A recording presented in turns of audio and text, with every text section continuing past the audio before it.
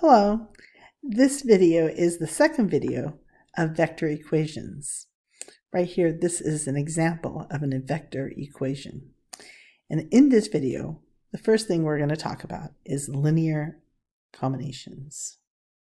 So I'm going to start by reading this. This is the definition in the book of a linear combination. It says here, given vectors v1, v2 through vp, these are vectors because they are bold, and there's p of them in Rn. Since they're in Rn, each vector has n entries. And given scalars c1 through cp, the vector y, defined by this equation right here, this vector equation, is called a linear combination of v1 through vp, with weights c1 through cp. So it's y is equal to c1 times a weight times v1 plus a weight times v2, all the way through to a weight cp times vp. So here are a few examples of linear combinations of v1 and v2. The first example is 2v1 plus 3v2. The 2 and the 3 are considered the weights. c1 is 2 and c2 is 3. These weights can be fractions, they can be negative numbers, they can be real numbers. Because why? The v1 through vp, all the vi's are in Rn. So each of these weights have to be in R. You can also just have one term, 2v2. Why? Because you can write this as a linear combination of 0v1 plus 2v2. So you can have less. 0 also can be written as a linear combination because you can have 0v1 plus 0v2. If v1 is negative 1, 1, and v2 is 2, 1, and I should have arrows all here, then this would be v1, negative 1, 1. That would be v1. And v2 would be right here. It would be 2 and then 1. Then the first one, 2v1 plus 3v2, would look like this. So we'd have 2v1, so we'd have another one of those, plus 3v2. So here's 2 of them, here's 3 of them. So that would be 3v2, 2v1. And if you add those together, you get, from this to the parallelogram, you would get 2v1 plus 3v2. You would get another vector. Notice how 2v2 is on the same line as v1. Which brings us to example 4. So we're going to look at all linear combinations. Notice we have the same v1 and the same v2. And figure 8 below shows the grid. Note that the set of parallel grid lines are drawn through integer multiples of v1 and v2. So this grid shows all of the linear combinations when the weights are integers. And notice how they even have negative values. So let's look at this one first. Negative 2v1 plus v2. So we have here's v1. So negative 2 of it is the opposite direction, and then plus a v1. And it does hit that spot. Let's look at one more example where they have a fraction, not on the grid. So now we're taking 3 halves of v1. So 1.5, so let's do that. About 1.5 right there. And then plus the v2. So you can see it gets us to that dot. The actual question asks us to estimate the linear combination of v1 and v2 that generate the vectors u and w. So let's go ahead and do that. U is right here. There's u. So how are we going to get there? Well, you have a couple of ways to getting there. I'm going to go up first. So it looks like we go 3v1, and then we have to go the opposite direction, minus 2b2. If you want to see that, let's erase all this and try it again. So we have 3v1, 1, 2, 3, and then here's b2, so we have to go backwards. And 2 of those to get us to u. We can check this by plugging in v1 and v2. v1 is negative 1, 1. v2, oops, that's a minus, is 2, 1. If we multiply this out, we get negative 3, 3, and 4, 2. Or you could have called this negative 4, negative 2, and that a plus. So you would get negative 7 if you subtract those together or add them. Negative 7 and 1.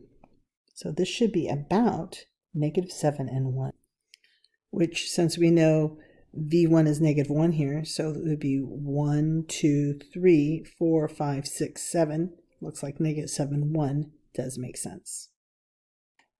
So now let's try w. Again, let's erase all this. How I'm going to get w is, oh, I'm going to have to do a fraction, aren't I? I go up 2.5 maybe. So 5 halves of v1, and then v2, the opposite direction, so it's minus. And again, maybe half. You can see doing this for any fraction, any real number, you're going to end up getting the whole plane with these two vectors. So these are the two answers. And it's going to bring up our next concept. Our next concept is one of the main ideas in linear algebra. We're going to look at the set of all vectors that can be generated or written as a linear combination of a fixed set of vectors. But before we do that, let's look at example 5, which is almost there. Let's look at two fixed vectors, a1 and a2, and see if this b can be generated or written as a linear combination of a1 and a2. So to determine if it's a linear combination, we're going to look at weights. Instead of c1 and c2, they're going to call them x1 and x2. We're going to see if two weights exist, because x1 and x2 are going to be real numbers, such that usually c1 times a1, so now it's x1 times a1 plus x2 times a2, since we only have two vectors, equals that b. If this vector equation has a solution, let's find it. So let's write this out. So I'm going to start with the left-hand side, and I'm just going to write a1 here, 1, negative 2, and negative 5, plus x2 times a2, 2, 5, and 6.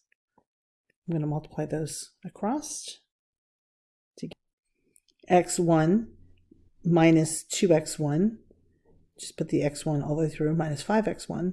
And the second one would be 2x2 minus plus 5x2 and a6x2. I'm going to add those together to get one vector, and that is going to equal b, which is 7, 4, and negative 3. So we are solving a system, aren't we? We're looking for where this vector is equal to that vector. So we're looking for a system of equations where x1 plus 2x2 equals 7, negative 2x1 plus 5x2 equals 4, and negative 5x1 plus 6x2 equals negative 3. And through this vector equation, we just related our augmented matrix that we learned in section 1.2. So we can solve this by putting this into an augmented matrix. The columns would be 1, negative 2, negative 5, 2, 5, and 6. I'll draw a line and get 7, 4, negative 3, and I'm going to solve this. I'm first going to get my zeros below my first pivot, so I'm going to multiply the first row by 2, add it to the second row, put it into the second row. Doing this, I'm going to put 2 here. We get a 0. 4 plus 5 is 9. then 14 plus 4 is 18. Doing the same thing, I'm going to take 5 times row 1, add it to row 2, put it into, row 3, put it into row 3 to get, put a 5 here, 0. 10 plus 6 is 16. 35 minus 3 is 32. Okay, now I'm going to get a 1 in the 9 position in the second row, second column, by taking row 2 and dividing it by 9. So I'm going to leave row 1 alone. You get 0, 1, and 2. This one I'll leave alone, though you could divide that by 16 if you wanted to. So finally, I'm going to take negative 16 to row 2, add it to row 3, and put into row 3 to get a new third row. I'm going to leave the first 2 rows the same. And finally, this is going to be now a row of zeros. Aha!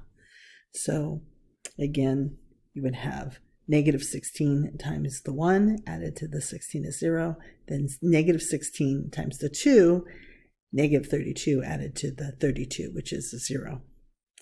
So it looks like we have just one solution. It sure did not look like that at the beginning, but because we have a row of zeros, it is consistent, and we know what C2 is. C2 is, or X2 I should say, is 2. Though you could have made this C1 and C2 and used those letters. We can find X1 by plugging in that 2. That would be a 4. So X1 is 3. So yes, so let's go back and look at the question. Determine whether B can be generated or written as a linear combination of A1 and A2. And it can, because we just found the X1 and the X2. If the equation has a solution, find it. So there it was, and we can write this now as X1 was 3. So we have 3A1 plus X2 was 2, 2A2. And getting that from this equation right there. So just rewrote it here, and that is equal to our B. Or we can write them as they were. We knew, if I make this a little smaller, we knew A1 was 1, negative 2, 5, so just put that in for A1, and then B was 2, 5, 6, and the right side was B. That was a vector. You can check this and see if it works. 3 plus 4 is 7, negative 6 plus 10 is 4, and then negative 15 plus 12 is indeed negative 3. So we just saw that a vector equation, this one right here, can be written as an augmented matrix. And that what it turned out to be is A1, A2, and I'll draw a line and put the B right there. Or we could write it as matrix 1, negative 2, negative 5. What A2 was, 2, 5, and 6. We could draw a line, write what the B was. The B was 7, 4, negative 3. So this is in general, and this is specific. So you can write vectors within your matrix. Which brings us to our last box. In general, a vector equation, and here's a general form of the vector equation where x1 and x2 and x3 are the weights of our linear combination, has the same solution set as the linear system whose augmented matrix is just A1. Now it's the vector A1. Notice how these are vectors. Vector A2 up to vector AN, and they put the B. And again, I always add that little line there. In particular, B can be generated by a linear combination of A1 through AN if and only if there exists a solution to the linear system corresponding to the matrix 5. So if this did not have a solution, in other words, if this was not a 0 here, if it was a number, then B could not be generated by A1 or A2.